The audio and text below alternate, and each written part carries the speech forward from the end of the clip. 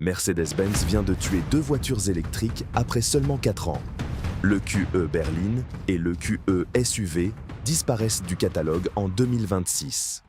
Le QS, elle, reçoit un lifting d'urgence, avec une calandre traditionnelle et une étoile dressée sur le capot, pour essayer de vous faire oublier que la version originale ressemblait à une souris d'ordinateur vendue 120 000 €.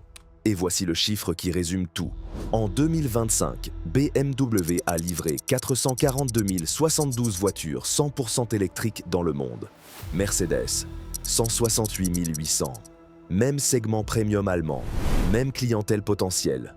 Résultat, BMW vend 2,5 fois plus d'électriques que Mercedes. Ce n'est pas un mauvais modèle, ce n'est pas un mauvais trimestre. C'est l'erreur de design la plus coûteuse de l'histoire de Mercedes-Benz. Et le patron du design l'a lui-même admis. Le plan de Mercedes paraissait logique au départ. Créer une sous-marque électrique distincte, des plateformes dédiées, des designs futuristes, une nouvelle ère. Sauf qu'ils ont oublié une chose essentielle. Les clients qui mettent 120 000 € dans une grande berline Mercedes ne paient pas seulement pour un moteur. Ils paient pour une présence, un long capot, des proportions qui annoncent le statut à distance, un code visuel qu'ils reconnaissent depuis des décennies. Le QS devait être l'équivalent électrique de la classe S, le vaisseau amiral. Sur le papier, elle avait des arguments, un CX de 0,20, un écran hyperscreen spectaculaire, une autonomie compétitive. Mais ce qu'elle n'avait pas, c'était le charisme d'une classe S. La presse automobile l'a immédiatement surnommée la barre de savon. Et Mercedes a gagné quelques points d'aérodynamique et perdu quelque chose de bien plus précieux, la perception du prestige. Si vous voulez savoir à quel point le marché a rejeté cette approche, regardez la décote.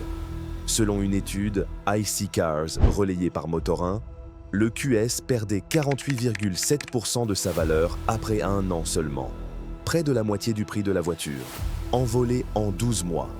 Top Gear, de son côté, avait testé une EQE au long cours. Leur conclusion, la voiture perdait environ 500 livres par jour. Chaque jour, ils ont appelé ça un bain de sang. Quand la décote devient aussi violente, le problème n'est plus seulement commercial, il devient psychologique. Les acheteurs du neuf voient la décote, les gestionnaires de flotte la voient, les loueurs la voient, et tout le monde attend la baisse suivante au lieu d'acheter maintenant. En juillet 2025, Reuters rapportait que Mercedes allait baisser les prix de ses modèles EQ aux États-Unis et suspendre certaines livraisons. Le QE SUV est passé de 79 000 à 66 000 livres. Le QS SUV de 106 000 à 91 000 livres. Des réductions de 10 000 à 15 000 livres. Et ça ne suffisait toujours pas. Quand une marque premium doit casser ses prix et suspendre ses livraisons sur sa gamme électrique, on n'est plus dans la montée en puissance. On est déjà dans la marche arrière. Mais le moment le plus révélateur, c'est quand Mercedes l'a reconnu publiquement. Gordon Wagener, le patron du design de Mercedes-Benz, a déclaré à Autocar que l'EQS était probablement arrivé 10 ans trop tôt. Il a admis que les acheteurs de ce segment attendent un long capot, une présence de limousine, un statut visible de loin, et que l'EQS n'avait pas été conçu pour répondre à ces attentes. Prenez la mesure de ce que ça signifie. Le patron du design de Mercedes admet que sa voiture phare n'a pas été conçue pour les clients qu'elle visait. Au lieu de blâmer le produit, il blâme le marché qui n'était pas prêt pour sa vision.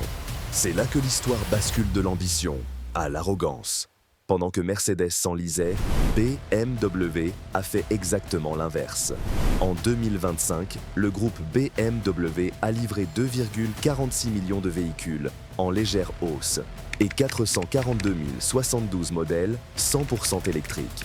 En Europe, les ventes de BEV du groupe ont progressé de 28,2%. Un quart des BMW vendus en Europe étaient entièrement électriques. Qu'est-ce que BMW a fait différemment ? Ils n'ont pas essayé de réinventer la voiture. Une i5 ressemble à une série 5. Une i7 ressemble à une série 7. Même langage visuel, même proportion. Tu changes le moteur, pas l'ADN. Mercedes a voulu faire de l'électrique un manifeste esthétique. BMW l'a vendu comme une évolution naturelle. Et les clients du haut de gamme ont voté avec leur portefeuille. Mais il y a un troisième acteur dans cette histoire, et c'est celui qui rend la situation encore plus dangereuse pour Mercedes, la Chine. Au troisième trimestre 2025, Les ventes Mercedes en Chine ont chuté de 27%, à 125 100 unités sur le trimestre. Sur l'ensemble de l'année, 550 et 1 900 voitures, soit moins 19%. Le plus bas niveau depuis près d'une décennie. Pour mettre ça en perspective, au même trimestre, BYD vendait plus de 1,1 million de véhicules. Un seul constructeur chinois vendait en 3 mois ce que Mercedes ne vendait plus en 1 an sur leur premier marché mondial. Et c'est là que le lien avec la stratégie EQ devient évident. Pendant que Mercedes poussait des berlines électriques au design controversé et aux prix européens, les constructeurs chinois ont fait exactement ce que le marché demandait. BYD avec la Seal et la Han, des berlines électriques modernes, élégantes, ultra équipées, à la moitié du prix d'une EQE, NIO avec le T7. Une berline de luxe électrique avec un intérieur qui rivalise avec une classe ES, pour 30% de moins. Et Xiaomi avec la SU7, une berline qui s'est vendue à plus de 130 000 unités en moins d'1 an avec un design que personne n'a qualifié de barre de savon. Le message du marché chinois est limpide. Les acheteurs voulaient des électriques premium. Ils voulaient du beau, du technologique, du bien équipé. Ils ne voulaient pas d'une voiture qui avait l'air d'avoir fondu au soleil. Les marques chinoises ont compris exactement ce que les clients premium attendaient. Le même message que BMW avait compris dès le départ. Ne réinvente pas la voiture, améliore-la. Et c'est là que le script prend un virage intéressant, parce qu'un échec industriel peut parfois devenir une opportunité pour l'acheteur malin. Quand une voiture décote aussi violemment, il arrive un moment où elle devient extrêmement attirante en occasion. Des EQE qui coûtaient 70 000 € neuves se trouvent aujourd'hui à moins de 35 000 € avec peu de kilomètres. Des EQS qui dépassaient 120 000 € apparaissent autour de 40 000 à 45 000 €. Concrètement, vous récupérez un Hyperscreen, un CX de 0,20, une qualité de roulement exceptionnelle et une autonomie réelle de 500 km. Pour le prix d'un SUV thermique compact neuf. 3 raisons de foncer. 1. Le rapport technologie-prix est devenu absurde. Vous achetez une vitrine technologique Mercedes pour le prix d'une Peugeot 3008 bien équipée. 2. Les flottes d'entreprises lâchent leur EQ sur le marché de l'occasion avec des kilométrages très bas. 3. Les fondamentaux techniques de la voiture sont bons. Le problème n'a jamais été la motorisation ou le châssis, c'était le design et la perception. Mais 3 raisons d'hésiter. 1. La gamme EQ est en cours d'abandon. Mercedes redirige ses investissements, son énergie, ses mises à jour logicielles vers les nouveaux modèles. Le suivi long terme d'une gamme désavouée par son propre constructeur, c'est un pari. 2. La décote n'est probablement pas terminée. Quand un constructeur abandonne une gamme aussi publiquement, les valeurs résiduelles continuent de baisser. 3. Plusieurs propriétaires rapportent des problèmes logiciels récurrents, des bugs d'interface, des retours répétés chez le concessionnaire. C'était la première génération électrique de Mercedes, et les premiers efforts ont souvent des défauts de jeunesse. Donc oui, une EQ d'occasion peut devenir une affaire, mais achetez-la avec une logique d'usage, pas avec l'illusion de protéger votre investissement. Vous devez savoir exactement pourquoi cette voiture est devenue si abordable. Mercedes n'a pas abandonné l'électrique. Mercedes a abandonné sa première copie. La preuve, le nouveau CLA électrique n'arrive pas comme un ovni séparé. C'est une CLA avec EQ Technology. Même nom, même silhouette, même place dans la gamme. Même chose pour la future GLC électrique. Mercedes ne dit plus « Voici notre univers électrique parallèle ». Mercedes dit « Voici une Mercedes électrifiée ». Le G580 avec EQ Technology ne s'appelle pas EQG.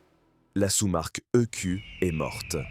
Après 4 ans, des milliards investis et une gamme entière sacrifiée, Mercedes copie exactement la stratégie que BMW utilisait depuis le départ. Et pendant ce temps, BYD, NIO et Xiaomi continuent d'avancer, plus vite, moins cher, avec des designs que le marché accepte sans résistance. L'échec Mercedes ne leur a pas seulement ouvert une porte en Chine. Il a prouvé au monde entier qu'un badge allemand ne suffit plus à justifier un prix premium si le produit ne convainc pas. BMW a vendu l'électrique comme une évolution.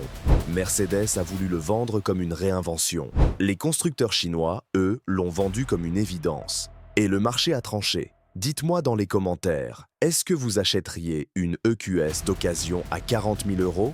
Et est-ce que vous pensez que Mercedes peut encore rattraper BMW et les constructeurs chinois sur l'électrique?